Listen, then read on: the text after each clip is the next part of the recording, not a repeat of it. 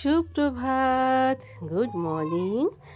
আশা করি ভালো আছেন, সুস্থ আছেন। আমিও ভালো আছি। আপনাদের সুস্থতা কামনা করে শ্রাবণীর এমএস ব্লগে আপনাদের সাথে নিয়ে একটা নতুন ভিডিও নিয়ে আমার পথ চলা এইখান থেকেই শুরু করলাম। তো চলুন এইবার সংসারের যেমন পারি কাজেতে লেগে পড়ি। তো সংসারের কাজই হলো সেরা জায়গা। খুলেই সে খাওয়া খাওয়া খাওয়া খাওয়া, ওই যে বললাম। তো বসে পড়েছি সুন্দর করে, জাটপালা সব দিয়ে নিয়েছি। এই ধুয়ে ধুয়ে নিয়ে হচ্ছে উচ্ছে আলু ভাজা, একটু ঝিঙের ঝাল আর একটু তিলের বড়া করে বাবিকে দিয়ে দেবো, যেহেতু আজকে মন্ডে, আজকে নিরামিষ, বাবার পুজো। তো চলুন ঝপঝপ করে আনাজগুলো তাড়াতাড়ি কেটে ফেলি।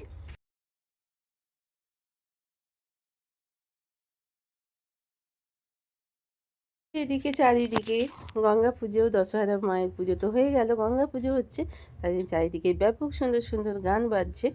তো গান শুনতে শুনতে সকাল থেকে রাত পর্যন্ত গান শুনে যাচ্ছে। হ্যাঁ, রাত্রি 10টার পর থেকে অবশ্য মাইক বাজে না, যেহেতু এটা আপনার পৌরসভা। আর মা ঝাম করে একটা হেঁচে দিল। হাঁচি কাশি এইসব নিয়েই তো আছি।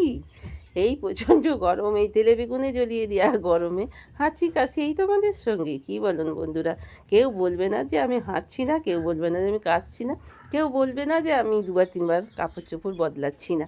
আমরা মেয়েদের কথা বলছি, কতবার যে জামা কাপড় বদলাতে হচ্ছে, মানে এই সকালবেলা থেকে রাত্রির পর্যন্ত 3-4টে জামা কাপড় বদলে বদলে ফেলতে হচ্ছে। আবার কি হচ্ছে বলুন তো, ব্লাউজগুলোকে একবার নিগড়ে ঘাম জলের মতো ফেলতে হচ্ছে। বলছি বলে কিছু মনে করবেন না, না বললে জানবেন কি করে আমার প্রবলেমটা। আমার সুখ দুঃখ হাসি কান্না আনন্দ আহ্লাদ জানাবো বলেই তো আপনাদের কাছে আসা, আপনাদের সাথে। তো কড়াই তেল দিয়ে দিলাম, একটু কালো জিরে, একটা কাঁচা লঙ্কাই ঘরে ছিল, ঘরে অনেক কিছুই বাড়ন্ত জানেন তো। তো যাই হোক, তাই দিয়ে এবার ঝিঙেগুলো দিয়ে দিলাম। বাবিকে আগে যা হোক রান্নাবান্নাটা করে দিই, করে টোরে দিয়ে তারপরে এবার আমাদের পরে হবে, কারণ ও তো নিরামিষ খাবে, কিন্তু আজ আমি কিন্তু আমিষ খাবো। আমার মাও এসছেন, মাকেও আমিষ দেবো, কারণ যেহেতু আজকে একাদশী, একাদশীতে মাছ খাওয়া, আলতা পরা, এগুলো আমার শাশুড়ি মা করতেন বলে আমিও সেগুলো সেই ফলো করে যাচ্ছি। আজকে জীবনের 29টা বছর, আমিও চাই আরও জীবনের 29টা বছর এইভাবে একাদশী দিন মাছ আলতা খাবো, লাল শাড়ি পরবো। আমাদের তো এইটাই বলছে, একাদশীতে লাল পাড় শাড়ি পরতে হয়, আর মাছ খেতে হয়, আলতা পরতে হয়। লাল পাড় শাড়ি বলতে এই লাল শাড়িটাই, হলুদের সঙ্গে এটাই পরি। আলু ভাজা, তিলের বড়া আর এই ঝিঙে সুন্দর একটা ঝাল দেওয়া নিয়েছি, করে নিয়ে বাবির জন্য টিফিনের মধ্যে ঠান্ডা করে ফ্যানেতে ভালো করে ভরে দিচ্ছি। আর মাইকে কিরকম একটা গুপ গুপ গুপ, এটা কী ধরনের মিউজিক আমি বুঝি না, কিন্তু হচ্ছে, শুনছি, কোনো গান নেই, শুধু গুপ গুপ গুপ গুপ, যেন মনে হচ্ছে বুকের ভেতরে হাঁপড় টানছে। তো চলুন এই শুনতে শুনতেই আমি বাবির ভাতগুলোকে, মানে লাঞ্চটা প্যাক করে ফেলি।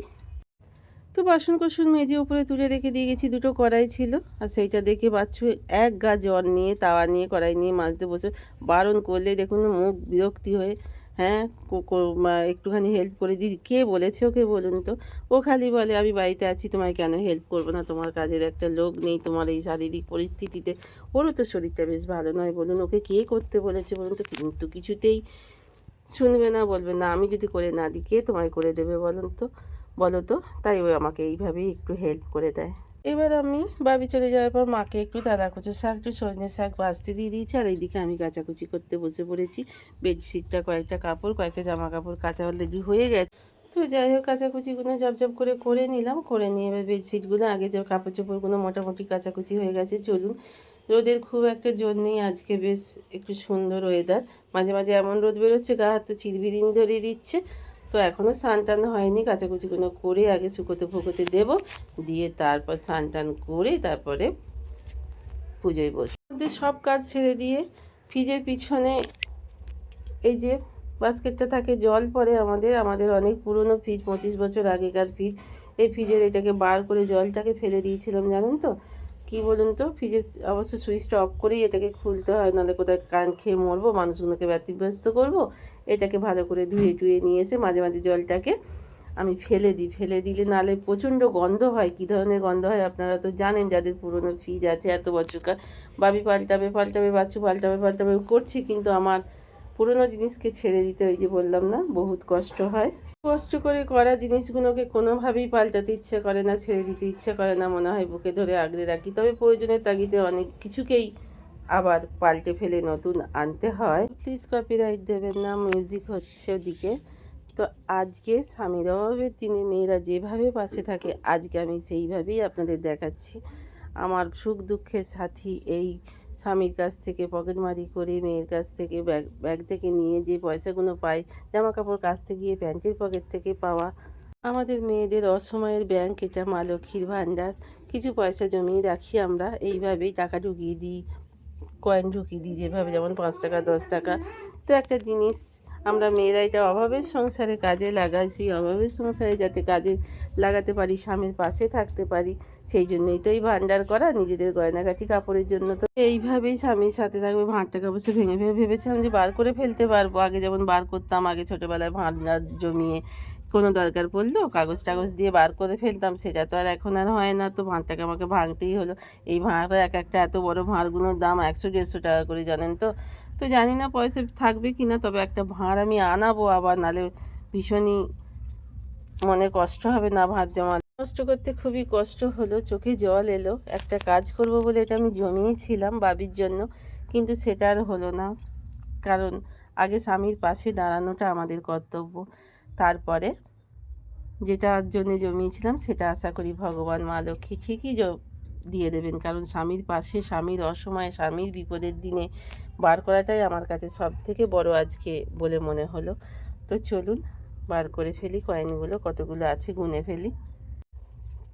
তো এই কত 10 টাকার আর 5 টাকার কয়েন, এই প্রয়োজন মতো এইটুকুই এখন বার করে নিলাম। অনেকগুলোই হয়েছে মনে হয় বন্ধুরা, আপনাদের বলবো কত টাকা হয়েছে, কেমন সব আপনারা নিশ্চয়ই জানবেন। কত টাকা দিয়ে স্বামীকে আমি হেল্প করলাম, করে বলতে নেই, কারণ স্বামীর একার সংসার নয়, সংসারটা আমাদের দুজনের, বিশেষ করে সংসারটা আমাদের দুজনের। আর সেই সঙ্গে আমাদের সঙ্গে যুক্ত হয়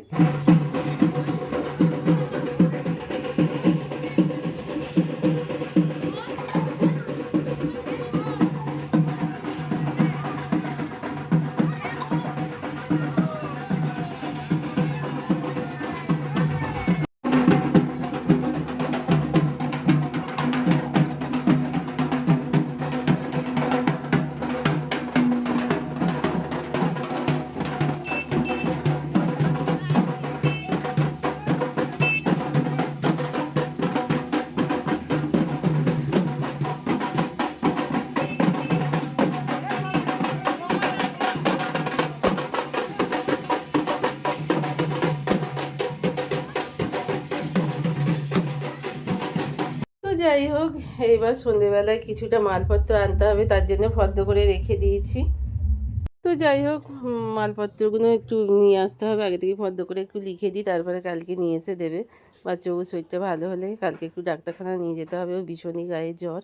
তো কালকে ডাক্তার দেখাতেও নিয়ে যাব ভাবছি। তো চলুন এবার টপ টপ করে আগে আমি ফর্দটাকে করে রেডি করে রেখে দিই। তো কী কী আনবো সেটাও আপনাদের দেখিয়ে দিচ্ছি। চিকেন নিয়ে আসবো, 4 জনের জন্য 7.5 ডিম আনবো, চিনি আনবো, সব আপনাদের দেখিয়ে দিলাম। তো বাচ্চাবাবুর প্রচণ্ড শরীরটা খারাপ, মাথাটা খুব, হাত পায়ে যন্ত্রণা করছে। এই ঠান্ডা গরমে এসিতে ঢোকে, তারপরে আবার বাইরেই প্রচণ্ড রোদে ঘোরাঘুরি করে, তো এই জন্য শরীরটা একদমই ভালো নয়। তো চলুন থার্মোমিটার দিয়ে একটু দেখি, জানেন তো কেমন আছে, কতটা জ্বরটা বাড়লো। কালকে অবশ্যই যখন ডাক্তার যে টাইমটা দেবে নিয়ে চলে যাব ডাক্তার দেখাতে। তো চলুন থার্মোমিটার দিয়ে দেখি। থার্মোমিটারটা দেখেছেন জল ভরে কে রেখে দিয়েছে, জল ভরে একদম থার্মোমিটারে রাখতে নিই। তো চলুন যে ঝেড়ে নিয়ে দেখি কত জ্বর আছে না আছে। তো তারপরে ওপরে প্যারাসিটামল ঘরে আছে, একটা দুটো খাইয়ে দেওয়া হবে। অফিসে চাপ ছিল বলে ভাবি কালকে ফেরিনি, যে হোক ঝালের ঝোল ঝোলের ঝাল করে নিয়েছি। খাওয়া দাওয়া শেষ করে একাদশী মাকে আলতা পরিয়ে দিচ্ছি, নিজে পড়বো। এতক্ষণ যেসব বন্ধুরা আমার সাথে ছিলেন, পাশে ছিলেন, আপনাদের অসংখ্য ধন্যবাদ জানিয়ে আজকের মতো ভিডিওটা এখানেই শেষ করছি। তো যদি কোথাও এতটুকু ভালো লেগে থাকে তাহলে একটা লাইক কমেন্ট করে দেবেন, ইচ্ছা হলে সাবস্ক্রাইব করে পাশে থাকবেন।